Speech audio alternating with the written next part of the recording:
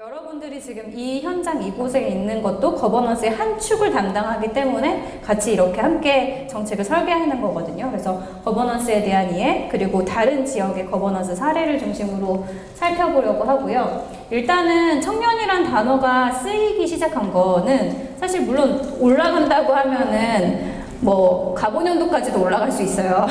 더 올라갈 수도 있지만 바로 현대사회에서 청년이라고 하면 우리가 2008년도에 그 되게 뜨거웠던 책이죠. 지금은 사실은 잘 모르는 청년분들도 많은데 88만 원 세대라는 게 제일 처음 사회에서 청년을 호명하는 그 명칭으로 등장을 하게 됐어요. 근데 저게 저때 당시에 왜 충격적이었냐면 부모보다도 처음으로 못 사는 세대가 출연했다. 그러니까 사실은 보통 그 저희보다 윗세대라고 하면 그 부모 세대, 기성세대 내지는 부모 세대라고 볼 수 있는데 그 세대들은 사실은 돈을 벌면 자기가 어느 정도 자기 집도 마련할 수 있고 그 마련한 집 안에서 그리고 내 가정을 꾸릴 수 있었는데 자기가 아무리 돈을 벌어도 워킹푸어에서 벗어나지 못하는 그러니까 돈을 벌어도 집을 살 수 없고 그리고 그 안정적으로 가정생활을 영위하기 어려운 세대가 등장을 한 거죠. 그래서 그 88만 원 세대가 가져다준 우리 사회의 충격은 상당히 컸고 저 문제로 말미암아 사실은 청년 고용 촉진 특별법이라는 게 저 당시에 이제 만들어지게 되거든요. 그래서 그러한 그 사회적 상황을 좀 잘 대변해주는 청년 한년 이꼬르 88만 원 세대. 근데 지금 또 나아졌냐라고 봤을 때 사실은 코로나19 이후에 많이 청년들에게 타격을 입게 되고 최근에는 사실은 무급휴직 상태에 있는 청년들이 많아서 월 사실은 100만 원에서 150만 원 사이도 채 벌지 못하는 청년들도 많다고 해요. 그래서 저게 2008년도 당시에 이제 호명됐던 용어인데 지금도 사실은 저게 유효하지 않은가 아니면 유효한가라는 것들은 다시 한 번 더 살펴볼 수가 있겠죠. 그리고 이제 최근에 와서는 저희가 계급론으로 청년들을 뭐 이야기하죠. 흑수저냐, 금수저냐, 뭐 혹은 요즘에는 초마이크로 미세먼지보다도 못하는 미세먼지 수저다, 막 약간 이러더라고요. 근데 그 참 슬프지만 또 와닿는 이야기잖아요. 그래서 그 불평등이 심화되면서 청년 세대 내에 그런 격차를 주목하게 되면서 부모의 그런 경제력 자체가 자녀의 경쟁력이 되는 약간 이런 사회상을 보여주는 수저 계급론이 등장하기도 했죠. 이렇게 사회에서는 청년들을 다양하게 뭐 그 외에도 3포 세대, 5포 세대, 캥거루족 여러 가지로 불리지만 그럼 국가에서는 청년을 뭐라고 호명했었냐? 그 현대 사회에 들어와서 법상에서 제가 아까 말했던 것처럼 2008년도 사회상을 보여주는 것처럼 97년도 외환위기야 글로벌 금융위기를 겪고 나서는 비정규직에 있는 혹은 취업을 하지 못한 청년들이 가장 큰 사회 문제로 화두가 되었어요. 그러면서 고용촉진 특별법이라는 게 제정이 되는데 저 특별법은 한시법이에요. 5년마다 갱신을 해야 되고 갱신을 하지 않으면 사라지는 법이에요. 근데 그렇게 특수한 법을 만들면서까지도 이 법이 지원하고자 했던 청년은 그럼 누구인가 라고 하면 여기 이렇게 줄쳐 있는 것처럼 취업을 원하는 자, 그러니까 취업을 원하는 사람을 청년으로만 본 거예요. 청년은 되게 다양한데 꼭 취업을 원해야 하는 그 사람만을 본 거고 나이는 15세에서 29세 이하인 사람을 이제 청년으로 보았던 거죠.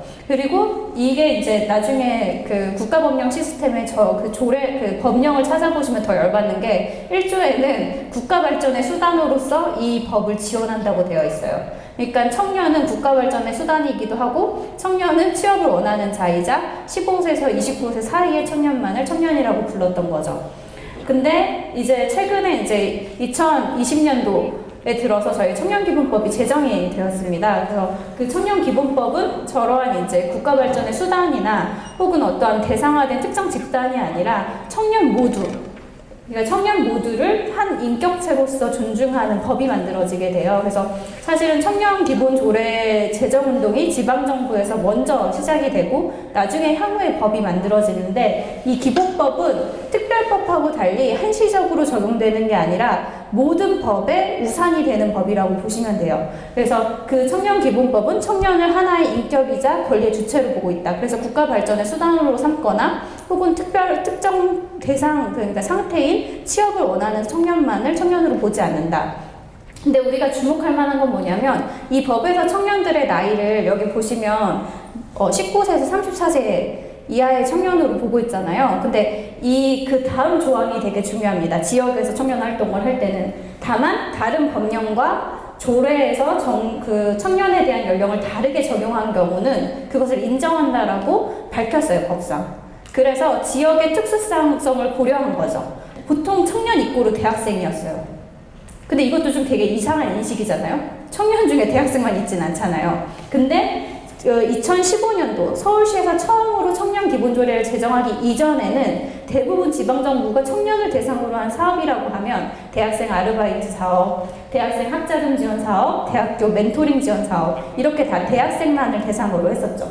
컸지만 아직도 아기인 지역에서는 그렇게 이제 청년들이 취급이 되니 사실은 청년이 난민 같다라는 이제 표현도 많이 하기도 하고 저희가 이제 적합한 그 문장은 무엇일까라고 봤을 때 청년은 지역사회에서 좋은 사람도 나쁜 사람도 아무것도 아닌 존재였던 거죠.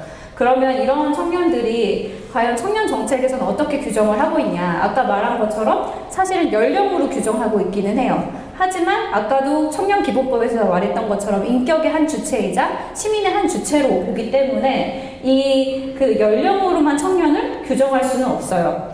그 교육과 노동시장으로 청년이 이행하는 시기에 있기 때문에 내가 만약에 취업을 했다 하더라도 내가 이직을 고려하는 사람일 수도 있고 내가 취업을 준비하고 있으나 현재의 그 노동시장에 없는 곳을 내가 새롭게 만들어서 가려고 하는 사람일 수도 있고 내가 대학원생이지만 예를 들면 투잡, 쓰리잡을 하고 있는 아르바이트생인 신분도 가지고 있는 청년도 있고 되게 다양하잖아요. 그리고 나는 1인 가구인 청년도 있고 심지어 나는 내 동생이나 내 부모님을 부양하는 청년일 수도 있는 거죠. 그래서 여기 이제 이 자료도 혹시 가지고 계시면 살펴보시면 좋을 게 정책을 설계할 때 청년의 연령층 모두를 포괄하는 정책을 시행하기에는 매우 어려워요. 왜냐하면 정책이라는 것 자체가 예를 들어 서울시 청년 수당만 하더라도 처음 시행할 때 일정 연령 구간을 나눴었거든요. 그랬던 이유 중에 하나도 예산을 되게 많이 수반하기 때문이죠. 그래서 청년들을 연령으로만 보지 말고 다양한 상태에 있는 청년들을 우리가 조금 더 주목할 필요가 있다. 그래서 예를 들면 저희가 창업한 청년들을 대상으로 지원할 수도 있고 춘천시는 조사해보니까 대학원 석박사 출신의 청년이 많은데 이들이 들어갈 곳이 한 곳도 없다. 기간이 너무 제한적이어서 이들을 위한 인턴십이라든지 연구사업이 필요하다. 이런 식으로 대상을 특정하면 조금 더 정책을 고민하기가 조금 더 수월하시거든요. 그래서 교육과 사회 그리고 가구 구성에 따라서 청년들의 균질하지 않은 상태에 주목하는 것 그것이 바로 여러분들이 먼저 고민의 시발점이 되어야 되고 근데 그 상태를 고민하는 거 이전에 나의 상태는 어떠한가 내 주변에 있는 청년들은 어떤 상태인지를 먼저 고민하시는 것이 아마 정책을 풀어나시기는 되게 좋을 거라고 생각을 하고 있고요. 그러면 청년 정책에서는 청년은 어떻게 규정을 할까요? 이 청년과 관련해서는 저희가 이행기 청년이라는 단어를 많이 써요. 혹시 이행기 청년 들어보신 분? 아무도 안 들어보셨죠? 근데 정책적 용어로는 이행기 청년이라는 단어를 많이 써요. 그랬던 이유 중에 하나는 어쨌든 이게 국가라는 시스템에 이제 한 사람이 생애 주기별로 이제 발달 단계를 따진다고 보면 청소년 같은 경우에는 계속 교육의 이행 과정에 있죠. 근데 청년은 교육의 이행 과정도 있지만 노동시장으로의 이행 과정에도 있어요. 그러니까 노동시장에 진입하는 그 과정 전체도 청년의 시기인 거죠. 그리고 진입하고 나서도 청년의 시기를 보내고 있는 거죠. 그래서 그 이행기 자체가 사실은 현대사회로 들어올수록 점점점 길어지고 있다. 특히 우리나라 같은 경우에는 이행 단계가 되게 길어요. 보통은 20살에 대학교를 갈 수도 있고 안 갈 수도 있고 대학교를 만약에 갔다고 가정을 하면 대학교 갔다가 바로 요즘에는 취업하는 것도 아니고 또 준비하느냐고 졸업을 유예하고 또 때로는 어학연수도 갔다 오고 아니면 졸업하자마자 대학원을 가고 또 남자 같은 경우에 군대를 갔다가 또 다시 돌아와서 또 공부를 하고 이러잖아요. 그런 것처럼 상당히 우리나라 이행의 시기가 긴 편이에요. 근데 그거 대비 과연 정책적으로 청년들한테 지원되는 정책은 잘 설계되어 있느냐라고 봤을 때 그렇지 못하다. 왜냐하면 대부분 아까 말씀드렸던 것처럼 2008년도에 주목했던 청년은 취업을 원하는 청년이었고 지방정부에서 주목했던 청년은 대학생 청년이었기 때문이죠. 최근 들어서야 다양한 청년들에 대해서 주목하기 시작하면서 춘천시처럼 청년청을 만들기도 하고 포괄적인 청년 정책을 만들기 위해서 이렇게 다양한 청년들로 구성된 집단을 네트워크를 구성하기도 하거든요. 그래서 청년은 저렇게 교육과 노동시장으로의 과정의 이행기에 있다. 그래서 이행이라는 단어를 상당히 많이 쓴다는 점을 좀 염두에 두시면 좋을 것 같고, 그래서 이제 작년에 되게 다양한 정의들이 존재했다가 대통령 직속 그 정책기획위라는 곳이 정책의 방향성을 설정하는 위원회예요. 이제 거기서 정의를 했던 건 뭐냐면, 요즘에 있는 청년은, 이행기에 있는 청년은 고립되어 있고 또는 의존되어 있는 상태에 있다. 고립되어서 의존된 상태에 있는 청년은 사실은 완전히 사회로 진출한 우리가 지향점을 삼는 청년은 아니죠. 그러면 청년 정책을 통해서 어떤 청년의 상태로 만들 것이냐라고 했을 때는 이렇게 사회와 연결된 상태의 자립한 청년들을 우리는 청년 정책을 통해서 만드는 것을 목적으로 한다. 이렇게 이제 정의를 하기 시작했거든요. 그래서 사회와 연결된 상태의 그 상태를 어떻게 중앙정부가, 지방정부가 이렇게 청년들과 함께 만들어 갈 것인가를 고민하기 시작합니다. 근데 문제는 청년들이 겪고 있는 문제가 한두 가지가 아니에요. 아마 여기 같이 계신 분들도 이렇게 테이블별로 토론해 보시면 알겠지만 비슷한 고민을 하고 있는 청년도 있으시지만 거의 다른 고민을 하시는 분들도 있고, 왜냐면 내가 가지고 있는 상황이나 여건이 매우 다르기 때문이죠. 저 같은 경우에는 아버지가 귀촌하셨어요, 혼자. 어머니, 이혼하신 건 아닌데 어머니를 버리고 본인이 농촌이 좋다고. 그래서 제가 어쩔 수 없이 엄마를 부양하고 살고 있거든요. 엄마는 죽어도 원룸에서 도시에서 살겠다고 도시녀처럼 이렇게 말씀하셔가지고. 근데 저는 어느새 갑자기 사실은 제가 가정을 꾸리거나 처자식이 있거나 남편이 있는 사람이 아닌데 제가 부양가족이 생긴 거예요. 엄마라는 존재가. 아빠는 기촌에서 혼자 즐겁게 사시고 계시거든요. 그래서 그런 것처럼 저 하나의 개인만 보더라도 되게 다양한 상태에 있고, 저는 그리고 대학원 석사과정을 마치고 이제 박사과정을 준비하고 있거든요. 그런 것처럼 약간 좀 다른 거죠. 근데 그 속에서 이제 고민이 뭐냐면, 저도 어쨌든 제가 부모님을 모시고 살고, 한쪽 부모님만 제가 모시고 살지만, 저 스스로도 어쨌든 주거에 대한 고민을 하게 되잖아요. 근데 정부에서 전월세 보증금이나 행복주택을 공급하지만, 그리고 또 서울시에서 역세권 주택을 공급하지만, 제가 들어갈 주택은 없어요. 그러니까 주거 절벽에 저는 마주한 상태인 거죠. 그런 것처럼 지금 우리 청년들이 처해 있는 상황은 교육에 대한 문제, 주거에 대한 문제, 이제 의료에 대한 문제, 그리고 취창업에 대한 문제, 여러 문제, 그리고 특히 우리는 신용이 없거나 혹은 자본이 없기 때문에 금융의 대상자가 아니죠. 대출을 받을 수 있는 신용을 갖고 있는 청년이 많지 않죠. 그런 것처럼 모든 그런 사회적 문제로부터 절벽에 처해 있는 청년들, 이런 청년 문제를 과연 춘천시 혼자 해결할 수 있을까? 라고 했을 때 청알못이라는 건 뭐냐면 청년의 상태를 알지 못하는 행정. 아까 지방정부가 청년들이 조례를 만들고 청년 당사자가 참여하기 이전까지는 청년 입고로 대학생으로 인지를 했어요. 그래서 대학생 중심의 정책만 막 펼쳤던 거죠. 그런 것처럼 행정은 실제로 청년 당사자가 아니기 때문에 청년의 상태가 어떤지 몰라요. 그래서 청년을 알지 못하는 행정은 혼자서 사회 문제를 해결할 수 없는 거죠.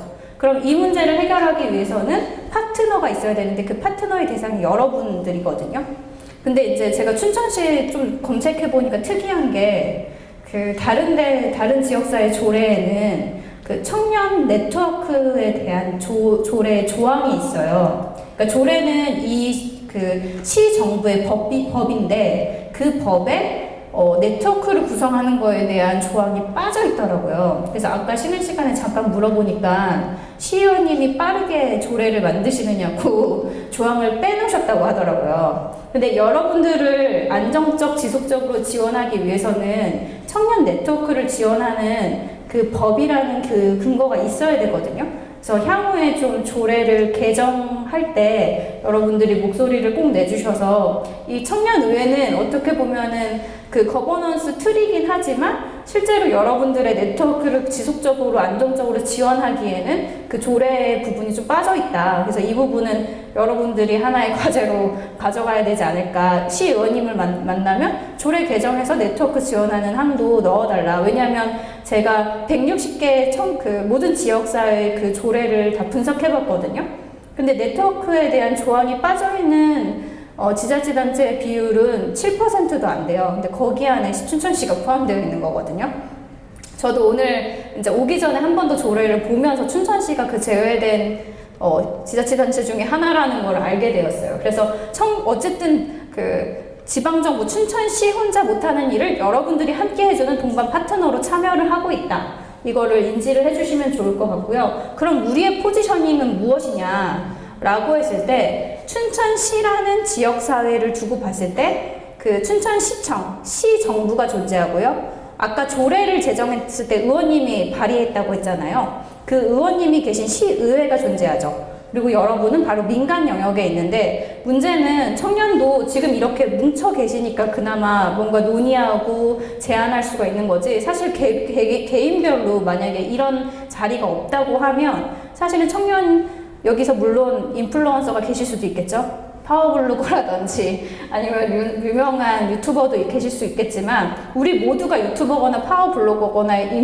어쨌든 인플루언서가 아니잖아요. 그렇기 때문에 우리의 삶과 관련된 문제를 이것을 사실 전달할 통로가 없는 거죠.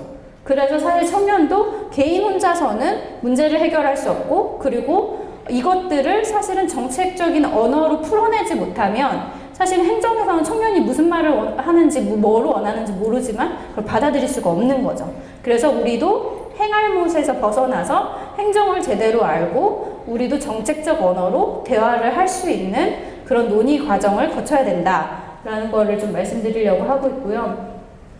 되게 이름을 되게 잘 지었더라고요. 춘천의 청춘의회라고 해서 그 청년 의원님들로 지금 참여를 하시는 거잖아요. 그래서 여러분들은 네트워크 조항은 없지만 이 청년청에서 많이 고민하셔서 네트워크 거버넌스를 작동시키기 위한 방법으로 청년 의원을 위촉하고 그 의원님들하고 의회를 여는 이게 실제로 춘천시 의회하고는 좀 다른 거잖아요. 춘천시 의회는 상시 지속적이고 그리고 저희가 선출직에 의해서 구성된 의회라면 여기는 여러분들이 청년이라는 그 대표성, 청년 당사자이자 대표로서 참여하는 참여 기구라고 볼 수 있는 거죠. 그래서 아까도 말한 것처럼 우리 모두 다 인플루언서가 아니지만 한 명의 목소리가 아니라 이렇게 N개의 목소리, 다수의 목소리를 통해서 우리가 정책을 만들 수 있다. 그리고 그 힘이 그 조례에 정한 바에 따라서 청년 당사자 참여로 정책을 만들도록 한 청년 기본 조례와 기본법에 따라서 우리는 법적으로 당당하게 그런 권한을 가진 상태에서 이 자리에 있다라는 것을 인지해 주시면 참 좋을 것 같아요. 그래서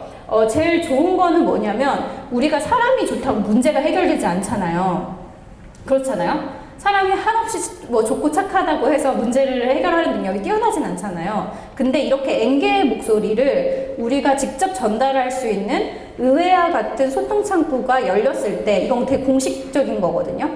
이건 뭐냐면 시장님의 방침에 의해서 그 계획서가 인정이 된 거예요. 그래서 춘천시에서는 공식적으로 청춘의회에서 제안한 것을 받아들여야 돼요. 왜냐하면 시장님이 결재에다 사인하셨거든요. 시민을 대변하는 시장님이 우리 춘천시 의회에서 청년 의원들이 제안한 것들을 받아들이겠다, 검토하겠다, 예산에 반영하겠다라는 것을 계획 안에서 방침을 받았기 때문에 여러분들은 상당한 권한을 가진 상태에서 여기에 참여하는 거다. 다만 아쉬운 점은 네트워크에 대한 그 보장이 되는 조례 조항이 없어서 그건 향후에 여러분들이 의원에게 말씀드려서 개정하셔야 될 사안이다 라고 말씀드리고 싶고요. 근데 사실은 다 똑같아요. 모든 지역을 가더라도 약간 이런 표정이에요. 저희 시흥에서도 처음에 조례라는 단어를 들었을 때 청년들이 그때 2014년도에 저희는 준비했거든요. 2014년도에 준비할 당시에 청년들이 조례라는 단어를 듣고 그게 법이라고 받아들이는 청년은 아무도 없었어요. 왜냐하면 행정학을 전공하거나 자기가 법학을 전공하지 않고선 조례라는 단어를 태어나면서 들어볼 리가 없잖아요. 그런 것처럼 정책이라는 것도 되게 멀게만 느껴지는데 사실은 별거 아니다라는 거. 여기 나와 있지만 입틀막 기틀막 하지 말고 입과 귀를 열린 상태에서 일단은 나에 집중해보자. 아까도 말씀드렸다시피 청년은 연령으로도 규정하지만 다양한 상태로도 규정을 해요. 그래서 여기에 아마 참여하신 분들의 그 개개별 사람책 도서관을 만약에 열면 어느 한 분도 같은 인생사와 같은 상태에 있는 청년분들은 단 한 분도 없을 거예요. 물론 비슷한 처지에 처한 부분은 있겠죠. 그럼 그 교집합을 찾아내는 게 사실은 되게 중요하다고 볼 수 있어요. 서울시 같은 경우에는 어떤 고민을 했냐면 서울시는 보통 대부분 사람들을 만나려면 우리가 카페에 가잖아요. 근데 스타벅스에 왜 우리가 꼭 돈을 내고 돈을 지불하고 왜 인간관계를 맺어야 되냐라는 문제의식을 한 청년이 제시를 했어요. 근데 다른 청년들이 이렇게 입틀막 하고 있다가 생각해보니까 돈을 내야지만 뭔가 차를 마시고 사람을 만날 수 있는 건 부당한 것 같은 거예요. 왜냐면 뭐 다른 어른들 노인 조직만 하더라도 경로당에 있어서 커뮤니티를 얼마든지 만들 수 있고, 그리고 관련해서 뭐 예를 들면 동호회 같은 경우에도 공간을 막 제공해 주잖아요. 근데 왜 청년들은 꼭 돈을 내고 만나야 되냐, 사람 관계를 만나는 데 있어서. 그래서 스타벅스, 돈을 내고 만나는 스타벅스, 관계 비용을 지불하는 곳이 아니라 청년 누구나면 커뮤니티를 형성할 수 있고 누구나 관계를 확장할 수 있는 공간을 만들어 달라라고 해가지고 그게 공감대가 형성돼서 서울시는 저기 아까 이 여러 가지 제안 중에 공간에 대한 부분이 해결이 됐고, 또 왜 혼자 건강한 밥을 먹을 수 없는가, 그런 거에 대한 부분들도 사실은 청년들의 건강 문제도 오히려 배제되어 있다. 보건소에 보통 가는 거는 5, 60대 아니면 더 나이 연령층이 높으신 분들만 가잖아요. 근데 보건소에 무료로 시행되는 정책의 수혜자에는 청년이 배제되어 있는 거죠. 그래서 그러면 청년들이 그런 건강과 그리고 자기 스스로를 돌볼 수 있는 새로운 형태의 지원이 필요하겠다라고 해서 서울시는 커뮤니티 밥집이나 이런 것들을 운영할 수 있는 것들을 지원하기도 하고 청년 공간에 공유 주방을 설계해서 집어넣기도 하죠. 그래서 저런 것처럼 이게 내가 겪고 있는 문제, 나의 상황에 좀 집중을 하다 보면 정책을 설계하기가 조금 더 쉽다라는 말씀을 좀 드리고 싶고요. 제가 되게 빠르게 말씀을 드려서 잘 듣고 계신가 모르겠네요. 시간이 너무 짧아서 많은 걸 전달해 드리고 싶어가지고. 근데 저희가 이제 어쨌든 다시 한 번 더 좀 집중을 해보자면, 그러면 우리가 만들고자 하는 정책, 도대체 정책이라는 이 알다가도 모를, 혹은 좀 너무 어렵게 다가오는 이 단어는 우리가 어떻게 받아들여야 될까? 정책은 도대체 뭘로 어떻게 구성되어 있을까라고 보면은 딱 저렇게 법령 사업 예산으로 정해져 있어요. 근데 저거는 저희가 여행 계획 세울 때를 떠올리시면 좋아요. 여행 계획 세우실 때 혼자 가는 여행도 있지만 만약에 여러 명이 간다고 했을 때 누구랑 몇 명이서 어떻게 가야 될지 다 정해야 되잖아요. 그게 다 약속이잖아요. 그 약속에 해당하는 게 조례라고 볼 수 있어요. 그 조례가 근거가 돼야 그 다음을 추진할 수가 있겠죠. 그래서 뭐 3명이서 모여서 우리가 어떤 정도의 예산으로 갈 것인지, 왜냐면 여행 갈 때 돈이 들잖아요, 어쨌든. 근데 그 예산을 어떻게 확보할 것인지, 그리고 그 예산을 어떻게 분배해서 쓸 것인지에 대한 부분이 예산 파트라고 보시면 되고요. 여행 가서 물론 무작위로 이렇게 자유여행을 다니실 수도 있지만 프로그램을 넣잖아요. 어디 여행지 가고 어디 여행지 가고, 그 프로그램에 해당하는 게 사업이라고 보시면 돼요.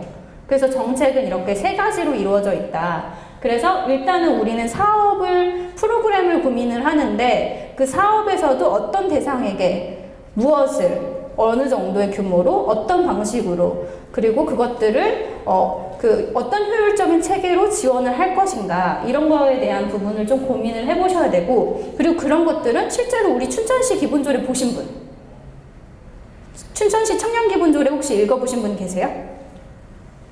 아하, 그러면 핸드폰을 나중에 켜셔가지고 보시면 거기 자치법규 시스템이라고 있어요. 자치법규라고 검색만 하시면 페이지가 나오는데, 거기에 춘천시, 그 강원도 춘천시를 설정해서 청년이라고 검색만 하셔도 춘천시의 청년과 관련된 조례가 다 목록이 뜨거든요. 그럼 춘천시 조례에 근거해서 내가 해당하는 사업은 무슨 조례에 근거를 한 건지, 조례 조항에 근거를 한 건지, 예를 들면 뭐 13조가 생활 안정에 대한 부분이다 라고 하면 나는 금융에 대한 지원을 할 거면 생활 안정과 관련된 거겠죠. 그럼 내가 추진하고자 하는 사업의 근거를 찾으실 수가 있거든요.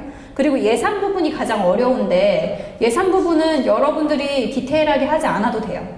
그냥 내가 대충 뭐 춘천시에 한 20대 대상으로 사업을 하려고 하는데 20대가 뭐 한 2,000명이다.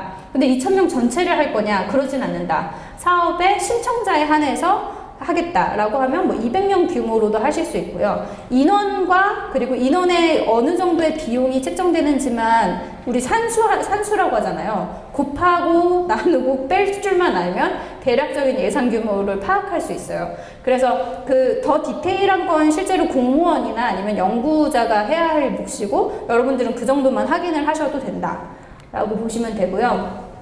저희가 이제 계속 지금은 이론적인 부분을 봤다면 그러면 도대체 진짜로 저렇게 법과 사업과 예산에 의한 정책을 청년들이 만든 케이스가 있냐?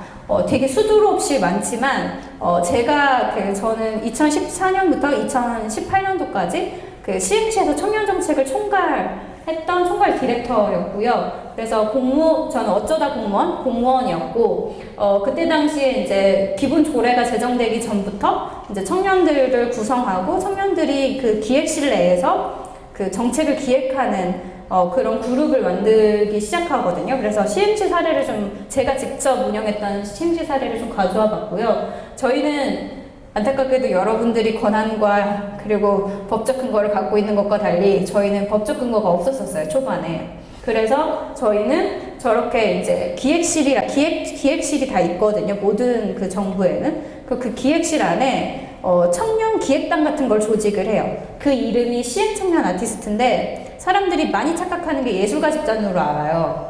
근데 예술가 집단이 아니라 시정을 디자인하는 아티스트다라고 해서 여러분들 정책을 설계하고 디자인한다라는 단어를 많이 들을 텐데 그런 존재로서 이들이 구성이 됩니다. 근데 이들이 가장 강력하게 원했던 건 조례도 없고 근거도 없고 우리를 지원해 주는 건 아무것도 없지만 우리가 참여한 거에 대해서는 당신들이 들어라 라는 이야기를 되게 강력하게 피력하면서 이 조직이 탄생이 되고요.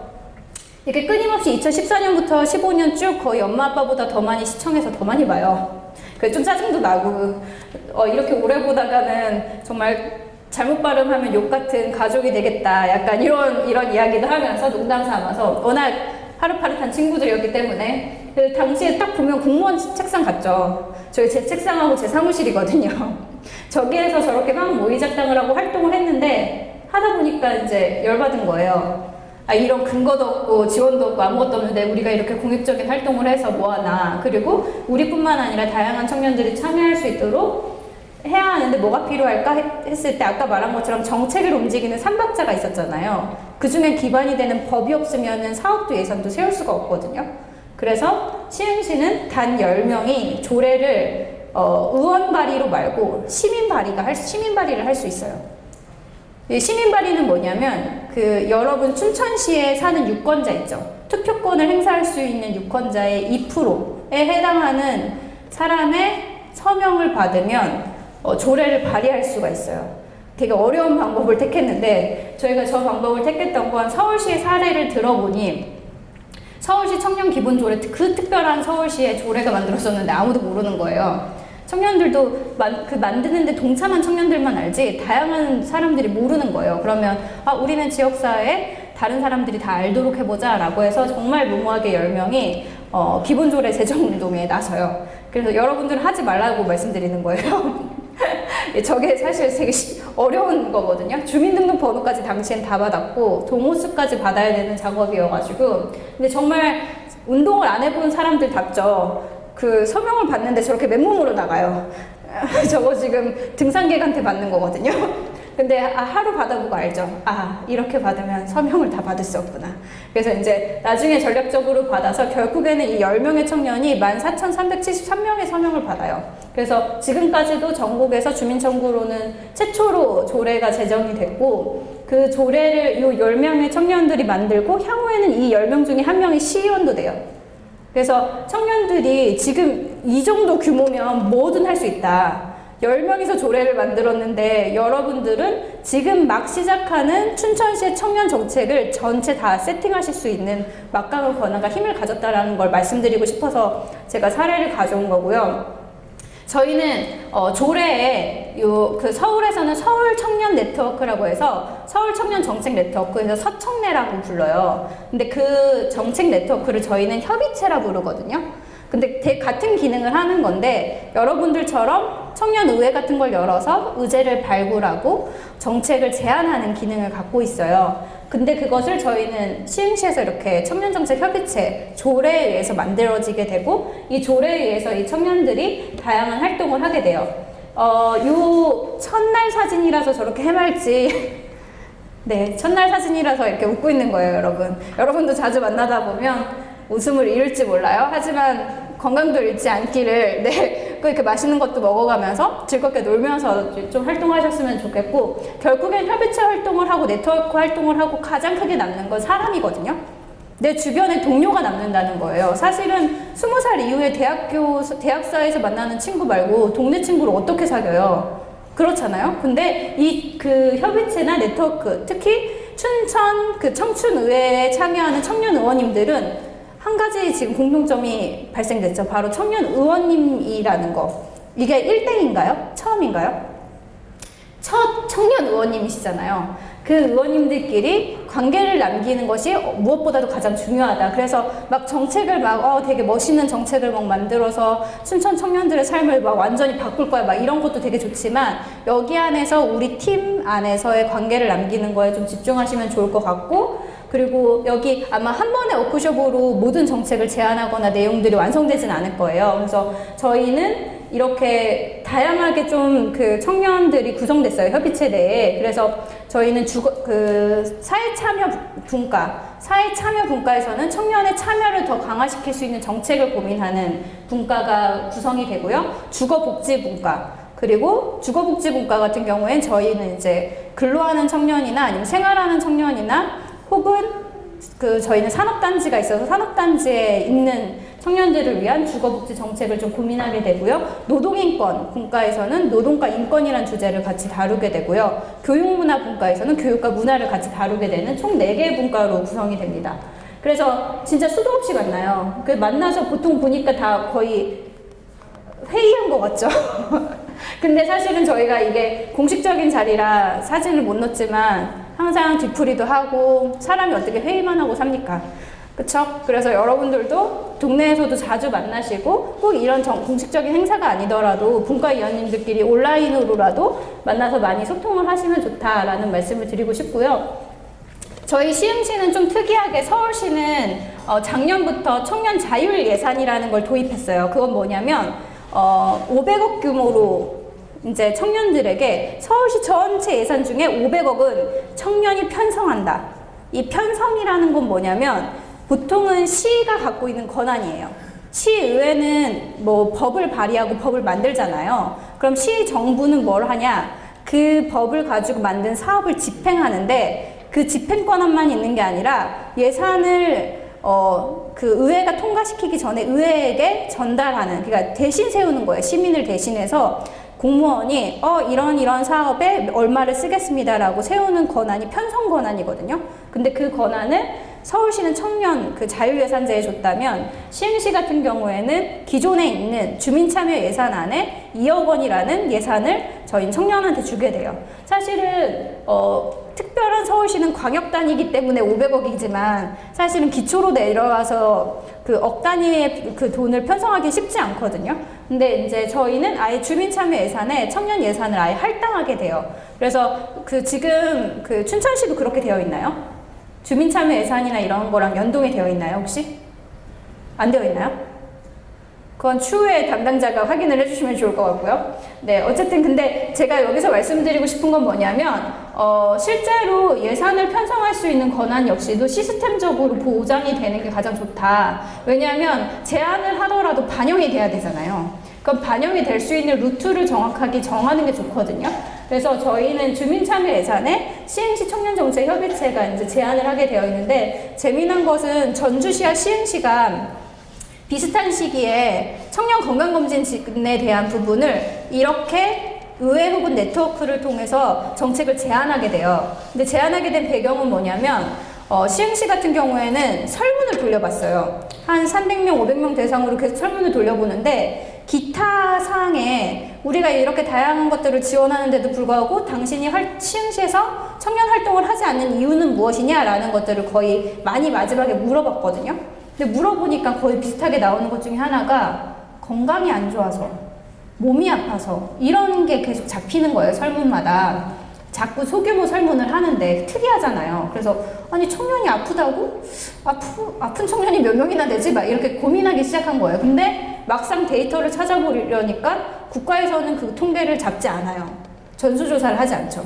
그래서 우리가 진짜로 청년이 아파서 활동을 못하는지, 그럼 아픈 청년들은 도대체 그럼 지원이 안 된다는 건지 알아보자 라고 해서 시흥시는 1년 동안 청년 건강검진에 대한 실태조사를 하게 돼요.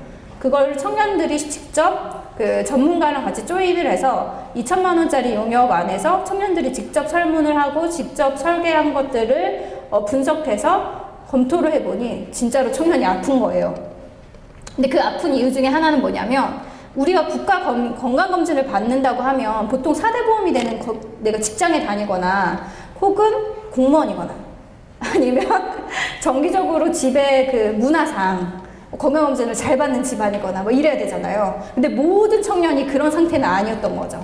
그래서 그러면 청년들에 대한 건강검진은 지원을 해줘야 되고, 또 보니까 살펴보니까 우울증이 되게 심한 거예요. 그리고 우울증에 대한 인지나 이런 부분들도 되게 사회적인 편견 때문에 치료를 제때 못 받고 놓치는 경우도 많았던 거죠. 그래서 시흥시에다가 청년정책협의체가 진짜 지난하게 설문조사하고 맨날 저렇게 만나가지고 해맑아 보이지만, 저 술 먹기 전이라서 해맑은 거예요. 네. 맨날 만나가지고 설문하고 조사하고 해보니, 건강검진이 필요하겠다 해가지고 사업을 제안하게 됐고, 2017년 주민참여 예산에다가 제안을 해서 2018년도에 사업이 설계돼서 시행을 하게 되죠.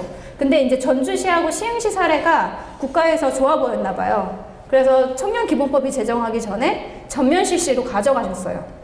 그래서 국가에서 시행하기 때문에 지자체단체에서 이제 시행할 필요가 없잖아요. 왜냐하면 우리 돈을 쓸 필요가 없으니까, 우리 지역의 돈을 쓸 필요가 없으니까. 그래서 국가 단위의 사업으로 되면서 저거는 일몰되는 사업이 되거든요.